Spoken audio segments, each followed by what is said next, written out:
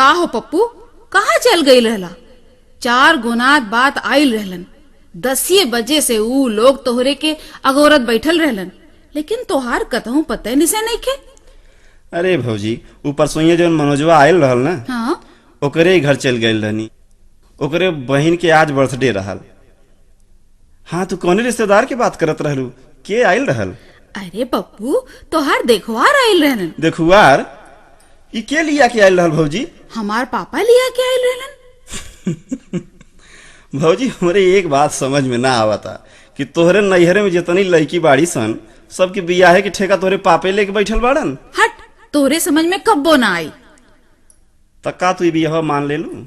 तोहरे संतोष भैया साफे बोललन कि लड़की के फोटो हमरे भाई के पसंद आ जाई, समझी बिया पक्का बा।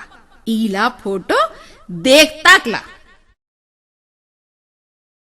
ई तक कौनो गांव के अनाड़ी लागता। ये भौजी, एक बात कही, हम एकरा से बियाह न करब। ता तो के कैसन मेहरारू चाही? मन के बात पूछले बाड़ू, बैठा बता देत बानी।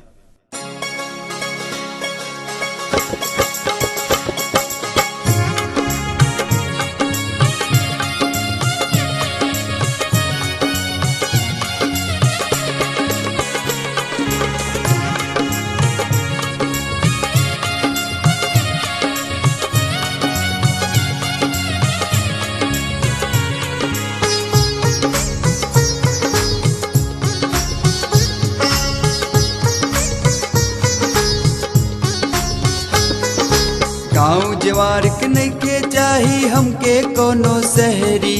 गाँव जवार के नइखे चाही हमके कोनो शहरी। हमरा के चाही भौजी बिलाइत वाली मेहरी। हमरा के चाही भौजी बिलाइत वाली मेहरी। हमरा के चाही भौजी।